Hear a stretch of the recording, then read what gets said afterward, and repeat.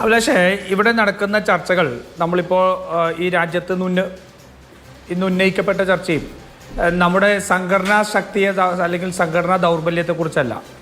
നീതിയുക്തമായി നടത്തേണ്ട ഒരു തെരഞ്ഞെടുപ്പ് കമ്മീഷൻ തന്നെ അട്ടിമറിക്കുന്നതിനെ സംബന്ധിച്ചാണ്. ഇപ്പോൾ സംഘടിതമായ പാർട്ടിയായിട്ടുള്ള കോൺഗ്രസിനെ കുറിച്ചോ അല്ലെങ്കിൽ CPM കുറിച്ചോ CPI കുറിച്ചോ എല്ലാവരും വേണമെങ്കിൽ പറയാം. ഈ സംഘടനാ ദൗർബല്യത്തെക്കുറിച്ചൊക്കെ വേണമെങ്കിൽ ഇങ്ങനത്തെ മറുചോദ്യങ്ങൾ ഉത്തരമില്ലാതെ വരുമ്പോൾ ചോദിച്ചു നോക്കാം. ഞാൻ ചോദിക്കുന്ന ഒരു ചോദ്യം, അഭിലാഷ് മോഹനൻ നാളെ ഒരു തെരഞ്ഞെടുപ്പിൽ സ്വതന്ത്ര സ്ഥാനാർത്ഥിയായിട്ട് മത്സരിക്കാൻ തീരുമാനിക്കുക.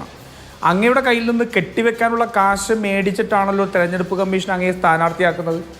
അപ്പോൾ തെരഞ്ഞെടുപ്പ് കമ്മീഷൻ കെട്ടിവെക്കാനുള്ള കാശ് മേടിച്ച് നിങ്ങളെ സ്ഥാനാർത്ഥിയാക്കുമ്പോൾ ഏതൊരു സ്ഥാനാർത്ഥിക്കും കൊടുക്കുന്ന അതേ നീതി നിങ്ങൾക്കും തരാനായിട്ട് അർഹതയുണ്ടല്ലോ. അല്ലാതെ തെരഞ്ഞെടുപ്പ് കമ്മീഷന് പറയാൻ പറ്റില്ലല്ലോ. അഭിലാഷ് മോഹനൻ നിയോജക മണ്ഡലത്തിലെ എല്ലാ ബൂത്തിലും ആളെ ഇട്ട് വോട്ടർ ലിസ്റ്റ് പരിശോധിക്കാത്തതുകൊണ്ട് അഭിലാഷ് മോഹനോട് ഞങ്ങൾക്ക് പ്രത്യേക കമ്മിറ്റ്മെൻ്റ് ഒന്നുമില്ല എന്ന് പറയാൻ പറ്റില്ലല്ലോ. തെരഞ്ഞെടുപ്പ് എന്ന് പറയും, ഞാൻ കേൾക്കുന്നുണ്ട്, പറയുന്നത് കേൾക്കുന്നുണ്ടോ അഭിലാഷ്? കേൾക്കാം.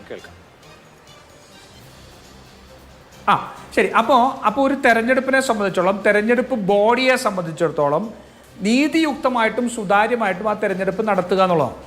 ആ തെരഞ്ഞെടുപ്പ് നീതിയുക്തമായും സുതാര്യമായിട്ടും നടത്താനായിട്ട് തെരഞ്ഞെടുപ്പ് കമ്മീഷൻ പരാജയപ്പെടുന്നു എന്നുള്ളതാണ് നമ്മൾ ഉന്നയിക്കുന്ന പ്രശ്നം. എനിക്കിപ്പോഴും മനസ്സിലാവാത്തൊരു കാര്യം, ഈ ഏകദേശം 8 ദിവസമായിട്ട് നമ്മൾ ചർച്ച ചെയ്യുന്നുണ്ട്. എനിക്ക് മനസ്സിലാവാത്ത കാര്യം, എന്തുകൊണ്ടാണ് തെരഞ്ഞെടുപ്പ് കമ്മീഷൻ മറുപടി പറയാതെ BJP ഇതിന് മറുപടി പറയുന്നത്? അതാണ് ഏറ്റവും പ്രധാനപ്പെട്ട ചോദ്യം. BJP എന്തിനാണ് തെരഞ്ഞെടുപ്പ് കമ്മീഷന്റെ ഡിഫൻസിലേക്ക് വരുന്നത്? രാഹുൽ ഗാന്ധി ഉന്നയിച്ചിരിക്കുന്ന ആരോപണങ്ങൾ തെരഞ്ഞെടുപ്പ് കമ്മീഷൻ തന്നെ കൃത്രിമം കാണിച്ചിരിക്കുന്നതാണ്. തെരഞ്ഞെടുപ്പ് കമ്മീഷൻ അതിന് മറുപടി പറയാനുള്ള ആർജവുമില്ല. അങ്ങനെ നോട്ടീസുകൾ കൊടുത്തേക്കുന്നു. പക്ഷേ BJP എന്തിനാണ് വരുന്നത്? ഇപ്പോൾ BJPയും കോൺഗ്രസും തമ്മിലും ഒരേ അഭിപ്രായത്തിലേക്ക് എത്തുന്ന വിഷയങ്ങൾ വളരെ ചുരുക്കമാണ്. വിരലിലുണ്ടാവുന്ന ചുരുക്കം ഒരുപക്ഷെ ഇത്രയും നാളുകൾക്കുള്ളിൽ ഉണ്ടായിട്ടുണ്ടാവും. പക്ഷെ BJPയും കോൺഗ്രസും ഒരേ നിലപാടിലെത്തിയ ഒരു ദിവസമാണിന്ന്, ഇല്ലേ? അനുരാഗ് താക്കൂർ എന്ന് പറയുന്ന BJPയുടെ നേതാവ് പറയാണ്, വയനാട് കള്ള വോട്ടുകൾ ഉണ്ടായിരുന്നു, വ്യാജ വോട്ടുകൾ ചേർത്തിട്ടുണ്ട്. ആയിക്കോട്ടെ, അപ്പോൾ BJP രാഹുൽ ഗാന്ധി പറഞ്ഞ ആശയത്തിലേക്ക് എത്തിയല്ലോ, വാദത്തിലേക്ക് എത്തിയല്ലോ.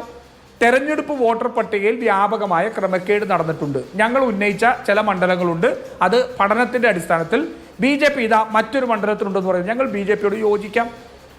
ഞങ്ങൾ ആവശ്യപ്പെടുന്ന പോലെ BJPക്ക് പറയാൻ പറ്റുമോ?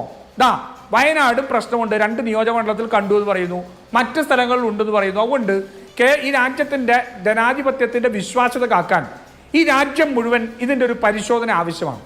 അതുകൊണ്ട് ഈ വോട്ടർ പട്ടികയുടെ ഈ ഫോർമാറ്റ് വെച്ചാൽ ഒരു സോഫ്റ്റ് കോപ്പി ഞങ്ങൾക്ക് ലഭ്യമാക്കുക എന്ന് പറയാൻ BJPക്ക് താല്പര്യമുണ്ടോ? BJP സമ്മതിക്കുമോ? രാഹുൽ ഗാന്ധി പോയിട്ട് അഫിഡവിറ്റ് ഫയൽ ചെയ്യണമെന്നും സുപ്രീം കോടതിയിലും പോകണമെന്ന് പറയുന്ന BJP വയനാട് കൽപ്പറ്റയിലും പിന്നെ എവിടേക്ക് ഏറനാടും വണ്ടൂരും ഉണ്ട് എന്ന് പറയപ്പെടുന്ന ഈ വോട്ടർ പട്ടികയിലെ ക്രമക്കേടിനെ സംബന്ധിച്ച് തെരഞ്ഞെടുപ്പ് കമ്മീഷന് പരാതി കൊടുക്കാൻ തയ്യാറാണോ? സുപ്രീം കോടതിയിൽ പോകാൻ തയ്യാറാണോ? ശരി, ഞങ്ങൾക്ക് പോകാൻ കഴിയാത്തതിൻ്റെ കാര്യം ഞാൻ പറയാം. ഞങ്ങൾ പോകില്ല എന്ന് തീരുമാനിച്ചിരിക്കുന്നതിൻ്റെ കാര്യവും ഞാൻ പറയാം. കാരണം ഞങ്ങൾ ഉന്നയിക്കുന്നത് ബാംഗ്ലൂർ സെൻട്രലിലെ ഒരു ലോക്സഭാ മണ്ഡലത്തിൽ ഉണ്ടായിട്ടുള്ള തിരിമറിയെ സംബന്ധിച്ചല്ല, മറിച്ച് ഈ രാജ്യത്ത് മുഴുവൻ നടന്നിരിക്കുന്ന ക്രമക്കേടിൽ ഞങ്ങൾ ജനങ്ങളെ ബോധ്യപ്പെടുത്തുന്നതിന് വസ്തുതാപരമായി പഠനം 6 മാസം കൊണ്ട് നടത്തിയിട്ട് ഞങ്ങൾ എക്സ്പോസ് ചെയ്ത ഒരു മണ്ഡലമാണ് ബാംഗ്ലൂർ സെൻട്രൽ. ഞങ്ങളുടെ വാദം ഈ രാജ്യത്ത് മുഴുവൻ സംസ്ഥാന തെരഞ്ഞെടുപ്പുകളിൽ ഉൾപ്പെടെ ഇത്തരത്തിലുള്ള ക്രമക്കേട് നടന്നിട്ടുണ്ട്. അപ്പോൾ BJP ആഗ്രഹിക്കുന്നതും തെരഞ്ഞെടുപ്പ് കമ്മീഷൻ ആഗ്രഹിക്കുന്നതും ഒരു അഫിഡവിറ്റ് കൊടുത്തോ സുപ്രീം കോടതിയിൽ പോയോ ഇതിനെ ആ ബാംഗ്ലൂർ സെൻട്രലിലെ ഒരു പ്രശ്നമാക്കിയിട്ടൊരു നിയമ പോരാട്ടത്തിലേക്ക് വിടുകയും വർഷങ്ങളോളം നീളുന്ന അല്ലെങ്കിൽ കാലാന്തത്തോളം നീളുന്ന ഒരു വാദത്തിൻ്റെ ഭാഗമായിട്ട് അത് മാറിയാൽ പിന്നെ രാഷ്ട്രീയമായിട്ട് കോൺഗ്രസ് ഉന്നയിക്കാൻ കഴിയില്ലല്ലോ എന്നുള്ളതാണ് BJP ചിന്തിക്കുന്നത്.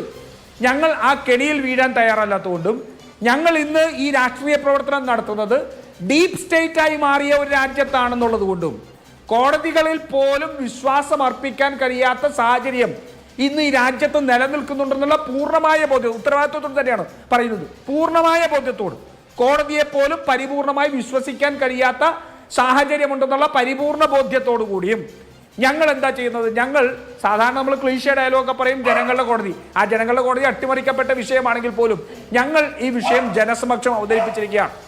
ഇന്ന് ജനങ്ങൾ മുഴുവൻ അവരുടെ നിർണയാധികാരം, അവരുടെ ഒരു വോട്ടെന്ന അധികാരം ചതിക്കപ്പെട്ടിരിക്കുന്നു എന്ന് തിരിച്ചറിയുന്ന സമയത്താണ് ഞങ്ങൾ ആഗ്രഹിക്കുന്നത് ജനം ഈ പറയുന്ന ഫാസിസ്റ്റ് ഭരണകൂടത്തിനെതിരെ, അത് സർക്കാർ മാത്രമല്ല തെരഞ്ഞെടുപ്പ് കമ്മീഷനും ജുഡീഷ്യറിയും അതുപോലെ അന്വേഷണ ഏജൻസികളും പാർലമെന്റും എല്ലാം നിയന്ത്രിക്കപ്പെടുന്ന ഒരു അദൃശ്യ ശക്തിയാ അല്ലെങ്കിൽ ദൃശ്യമായ ശക്തിയായിട്ട് മാറിക്കൊണ്ടിരിക്കുന്ന ശക്തി നിയന്ത്രിക്കപ്പെടുന്ന ഒരു ഫാസിസ്റ്റ് ഭരണകൂടത്തിനെതിരെ ഈ രാജ്യത്തിന്റെ തെരുവുകളിൽ പ്രക്ഷോഭങ്ങളുടെ തീയായി ജനങ്ങളെ അണിനിരത്തുക എന്നുള്ളതാണ്.